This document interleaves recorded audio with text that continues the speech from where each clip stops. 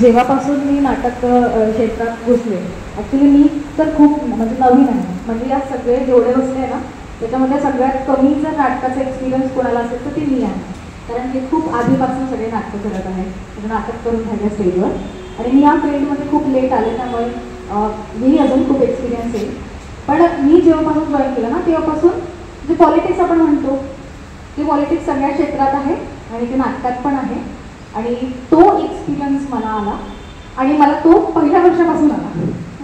तर ती माझ्यासाठी ती पण एक म्हणजे ती दुर्दैवाची गोष्ट म्हणू शकतो माझ्यासाठी. मला कोणाचंच नाव घ्यायचं नाही आहे, कारण तो भाग आहे त्या गोष्टीचा.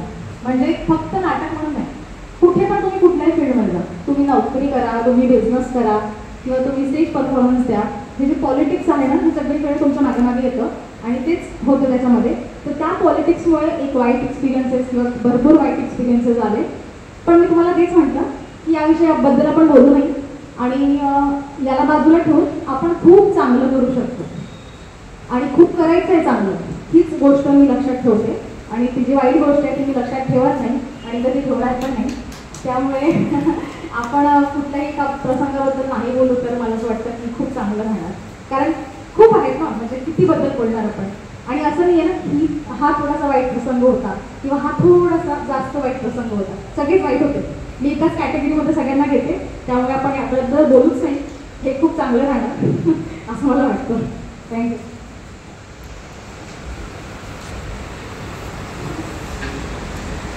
संपूर्ण नवोदित टीमचं खूप खूप अभिनंदन आणि पुढच्या वाटचालीसाठी शुभेच्छा. तर हंग्री क्रो ज्या दिवशी हे पहिलं पोस्टर मी फेसबुकला बघितलं आणि राज्य नाट्य स्पर्धेची पहिली लिस्ट जेव्हा मला व्हॉट्सअपवर आली तर म्हटलं हे हंग्री क्रो काय असेल. म्हणजे सगळ्यांना सांगताना आनंद होतो की ती अरणा माझी पण विद्यार्थिनी आहे, ती माझ्याकडे कथ्थक शिकायला येते. आणि ज्यावेळेस मला सुशांत दादांनी सांगितलं की मॅडम अरणा नाटकात आहे म्हणून क्लासला जरा कमी येते, म्हटलं अरे वा, मला खूप आनंद वाटला. पण मला द हंग्री क्रोज असं नाव काय, म्हणजे काय आहे त्याची खूप क्युरियोसिटी होती, बघायचं होतं. इव्हाना तिकीटही काढले होते पण समोर मला नाही येत आलं त्या वेळेला. पण जसं ताईंनी सांगितलं की तो विषय काय आहे तर मला त्याचं ते उत्तर कळलं. पण जो तुमचा जो विषय आहे की बालकांना, लहान मुलांना हे लैंगिक शिक्षण दिलं पाहिजे, तर प्रशांत सर तुम्हाला काय वाटते, म्हणजे तुम्ही या नाटकांमध्ये इतक्या वर्षापासून आहे, तर हे शिक्षण मुलांना सुरुवात घरून व्हायला पाहिजे की शाळेतून व्हायला पाहिजे, कसं व्हायला पाहिजे? आणि हे नाटक करताना तुम्हाला सगळ्यात जास्त मेहनत कुठल्या पात्रावर घ्यावी लागली आणि ते त्याला अजून काय तुम्हाला वेगळं काही एफर्ट्स घ्यावे लागले का? कारण विषय खूप सेन्सिटिव्ह होता आणि तो लोकांच्या मनात आणि डोक्यात तसाच्या तसा उतरवणे म्हणजे किती कसरत असते हे मी समजू शकते. कारण जेव्हा आम्ही आमच्या नृत्याचं प्रदर्शन करतो तेव्हा त्याच्यातही एक मॅसेज असतो की समाजाला काहीतरी तो निरोप गेला पाहिजे, काहीतरी त्याच्यातून एक चांगली गोष्ट गेली पाहिजे, तर त्याच्यासाठी खूप कसरत करावी लागते. पण हा खूपच सेन्सिटिव्ह विषय आहे, तर आपल्याला ती काय करावी लागली? आणि थोडं परत एक सांगायचं की खरंच तुमची टीम खूपच इमानदार आहे. सुशांत दादा जेव्हा तिकीटं घेऊन आले होते तेव्हा मी त्यांना म्हटलं की नेमकं काय आहे, मला ना खूप क्युरियोसिटी आहे. ते म्हणाले मॅडम तुम्ही बघायला. मी म्हटलं बरं ठीक आहे, मी नक्की येईल, तिकीटं काढले, मला बघायचं तर आणा काय करते. पण अजून बघता नाही आलं, पण एकदा जर का तुमचं नाटक परत आलं सभागृहात तर मी नक्की येईल. थँक्यू. लैंगिक शिक्षण आहे तुम्ही विचारलं की कुठून सुरुवात व्हायला पाहिजे, तर माझ्या मते ती आईवडिलांकडूनच मुलांपर्यंत जायला पाहिजे. कारण तिरेक व्यक्तीवरती तितका विश्वास ठेवणार नाही ना मुलगा, बाळ जे आहे ते आपल्या आईवडिलांवर जितका विश्वास ठेवू शकते ती बाकी कोणावरच ठेवू शकत नाही. त्यामुळे सुरुवात तिथूनच व्हायला पाहिजे. आणि तुम्ही विचारलं की कोणत्या पात्राला जास्ती मेहनत घ्यावी लागली, तर मला दोन्ही जेंट्स पात्रांवर खूप जास्ती मेहनत घ्यावी लागली. कारण एकतर गौरवचं वय जास्ती होतं आणि त्याला 17-18 वर्षाचं दाखवायचं, कारण त्याची बॉडी लँग्वेज मला तशी पाहिजे तशी सुरुवातीला येत नव्हती, तो मला मोठाच वाटायचा. मग मी त्याला म्हटलं की एक तू त्याची दाढी असायची, दाढीवरच तो प्रॅक्टिस करायचा, तो लुकच यायचा नाही, तर तू लगीनी राहा की तू कॅरेक्टर हे करते. त्याला मग मी दाढी कापायला सांगितली, तू बिलकुल दाढी मिशी सगळं कापू नये आणि मग प्रॅक्टिसला, म्हणजे मलाही तो फील येईल की बा तू 17-18 वर्षाचा आहे आणि मी तुला सांगतोय. आणि मग तो दाढी जेव्हा कापून आला, मिशी एकदम बारीक, बिलकुल नवीन 17-16 बिलकुल अशी बारीक जशी मिशी येते 16-17 वर्षाच्या मुलाला, तसा जेव्हा तो गेटअप करून आला तेव्हा मला आनंद वाटतो की हा तर आता मी तुला व्यवस्थित सांगू शकतो आणि तू शिरतोय त्या अभिनयात. तसं सुशांतला रोल समजायला थोडा वेळ गेला, कारण ते कॅरेक्टर असं आहे की तो आपल्या डिवोर्स तर घ्यायची इच्छा आपल्या बायकोकडून, पण तो प्रेमही तिच्यावर तितकंच करतो. म्हणून मी त्याला नेहमी सांगायचं की बघ ते 2 भाग आहे तुझ्या अभिनयातले, की तू तिच्यापासून वेगळंही व्हायचं आहे तुला, पण तिच्यापासून तू चिडत नाही, तुझं प्रेमही आहे तिच्यावर. तर हे दोन्ही तू त्या तुझ्या संवादातून ते यायलाच पाहिजे वेळ प्रसंगी. तर मग त्याला प्रॅक्टिस घेता कधी कधी मी त्याला घरी बोलवायचं, सकाळी येतो प्रॅक्टिसमध्ये तुला वेळ जमत नाही, 1 तास घरी आहे, आणि त्याला वेगळे ट्रीट करून मग मी त्याची वेगळी प्रॅक्टिस घ्यायचं. आणि आज आपण बघतोय की सुंदर नाटक झालं, त्या दोघांनी पण अभिनय छान केला. आणि 2 लेडीज तर म्हणजे प्रॅक्टिसमध्येच कव्हर करायचे, त्यामुळे त्यांच्यावर त्रास जास्ती मला राहायचा नाही. बाकी यांनी कव्हर केलं आणि खूप सुंदर अभिनय केला दोघांनी पण. थँक्यू. मागचा जेंडर नाटकातही सरांनी आमच्यावरच जास्त मेहनत घेतली होती, मुलांना मुलींचे गेटअप देऊन आमचीच जास्त म्हणजे मेहनत घेतली होती सरांनी. धन्यवाद सर. मृणाली, तुला उत्तर मिळालंच असेल. आणखी कुणाला?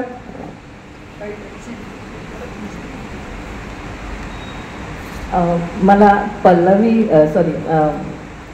गौरव आणि कल्याणीला विचारायचं आहे की खूप छान वाटतं की एक म्हणजे खऱ्या आयुष्यातले पती पत्नी जेव्हा नाटकात येतात तर तुम्हाला प्रॅक्टिस ती करायला सोपं पडतं का सगळं सांभाळून? हो, ॲक्च्युली कसं आहे, आम्ही म्हणजे नाटकाविषयी मी बोलेल, बाकी तर ठीक आहे. पण नाटकाविषयी बोलेल तर मी आमच्या दोघांचं कसं आहे की जेव्हा आम्ही नाटक करत असतो किंवा कुठले म्हणजे इतके वर्षापासून जे करत आलो, जेव्हापासून आम्ही नवरा बायको झालो आणि त्याच्यानंतर जे नाटकं होते, तर आम्ही नवरा बायको म्हणून एकमेकांना ॲडवाईस देत नाही. म्हणजे मी एखादी हे आहे म्हणजे नाटकामधली पर्सन आहे आणि मला त्या असं वाटतं की तू ही गोष्ट इम्प्रूव्ह करायला पाहिजे, तू हे करायला पाहिजे. आणि तो मला की बायको आहे आणि म्हणून ही सांगते आणि मी कशाला ऐकू वगैरे असं वगैरे काही नाही आमच्यामध्ये. ही मला खूप चांगली गोष्ट वाटतं आमच्या दोघांबद्दल. आणि तोही मला ती गोष्ट सांगतो की आप ऐसा मत करो, आपको ऐसा करना चाहिए, ये ऐसा ज़्यादा अच्छा लगेगा. तर ती गोष्ट आमच्यामध्ये खूप चांगली अंडरस्टँडिंगची गोष्ट असं मला वाटतं. आता त्याला काय वाटतं आपण त्याला म्हणूनच कदाचित तुम्ही आज मंचावर आहात दोघांसोबत. सुशांत दादा, आरणाला घेऊन हे नाटक करताना तुम्हाला काय कसरत करावी लागली असेल की तिला ते पात्र तिच्या वयात जाऊन कसं समजवणे आणि ते तेवढं काढणे, आणि तिने ते छानच केलेलं आहे. मी म्हणजे दुसऱ्यां थ्रू ऐकलंय पण मला प्रत्यक्ष ऐकायचंच आहे. तर म्हणजे तारेवरची कसरतच होती, कारण की संसार करून मुलांना नाटकाच्या तालमीला घेऊन जाणं हे माझ्यासाठी चॅलेंजच आहे. आणि विशेष म्हणजे यावर्षी तिचा शाळेत तर ती आहेच, तिच्या क्लासमध्ये ती आहे पण चांगली, पण एक पेपरही गेला तिचा फायनलचा, जे आमचं मुंबईचं नाटक होतं तर शाळेत एक पेपर गेला तिचा. आणि मी स्कूल फादरशी जेव्हा बोललो तर त्यांनी एका शब्दातच सांगितलं की इज अ टॅलेंटेड. त्याच्यामुळे तिच्या कोणत्याही गोष्टीला तुम्ही थांबवू नका. आणि त्याच्यामुळे मला अजून हिंमत भेटली. आणि त्या फादरनी पण माझं ते पूर्ण नाटक माझ्याकडून घेतलं मुलांना दाखवण्यासाठी BGM कार्नेल अकॅडमी शाळेमध्ये. तर ही माझ्यासाठी खूप मोठी गोष्ट आहे की त्यांनी इनिशिएटिव्ह घेतलं. आणि हे नाटक करताना मला जे तिला सांगावं लागलं, समजवताना बराच त्रास गेला. काही गोष्टी नाटकामध्ये म्हणजे काही संवाद असे होते की जे तिच्या कानावर या वयात पडत आहे. मला काही प्रश्न जेव्हा ते विचारते तेव्हा तिची आई आणि मी दोघेही त्या गोष्टीचं समाधान करण्यात आम्ही काही प्रमाणात सफल असतो, पण पूर्णता नाही, कारण की तिची अजून समजण्याची ते वयच नाही आहे. बरोबर आहे. त्याच्यामुळे थोडं कठीण गेलं. पण प्रशांत भैया आणि माधवी भट देशपांडे या दोघांनीही तिच्यावर मेहनत घेतली आणि ते करून घेतलं तिच्याकडून. प्रशांत सर तर पारिसच आहे, हात लावून तिथे सण होईलच म्हणजे शंकाच नाही.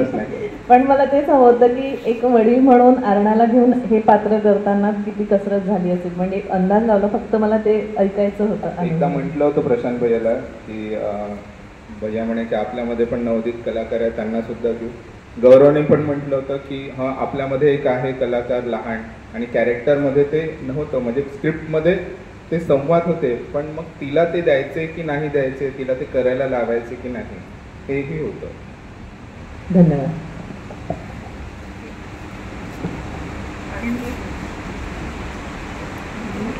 कोणाला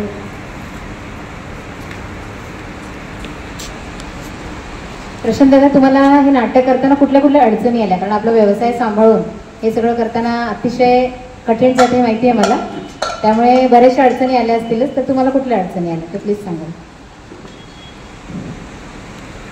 नाट्य क्षेत्र वावरणं आणि दुकानदारी सांभाळणं हे तसं कठीणच आहे, पण याला माझी मिसेस अनिता याची साथ मला मिळते आणि ती मला कॉपरेट करते, म्हणूनच मी या क्षेत्रात वावरू शकतो. आणि माझं हे क्षेत्र तिच्यामुळेच आहे. तिने जर म्हटलं की नाही मी आता तुम्हाला कॉपरेट करत नाही तर नाट्य क्षेत्र माझं राहणार नाही. ते खूप काही सांभाळते, म्हणूनच मी नाट्य क्षेत्रात येतो. आणि प्रॉब्लेम्स तर येतातच, पण सगळे दिवसभराचे जे प्रॉब्लेम्स असतात ना, मी तुम्हाला सांगतो की संध्याकाळी 2 तास मी तालमीला गेलो की जितकंही टेन्शन असतं दिवसभरात बिझनेसचं म्हणा अजून काही, ते सगळं गायब होऊन जातो त्या 2 तासात. आणि म्हणूनच मी नाट्य क्षेत्राशिवाय राहूच शकत नाही. आणि मला तर माझी इच्छा आहे की माझं मरणही नाट्य क्षेत्रातच स्टेजवरच यावं. इथपर्यंत मी नाटक करावं असं मला वाटतं, किंवा नाटक करताही जर मला नाही आलं त्या वयात तरी मी त्या क्षेत्रातच वावरता यावं असं तरी नटेश्वरांनी मला आशीर्वाद द्यावा अशी मी अपेक्षा करतो. थँक्यू.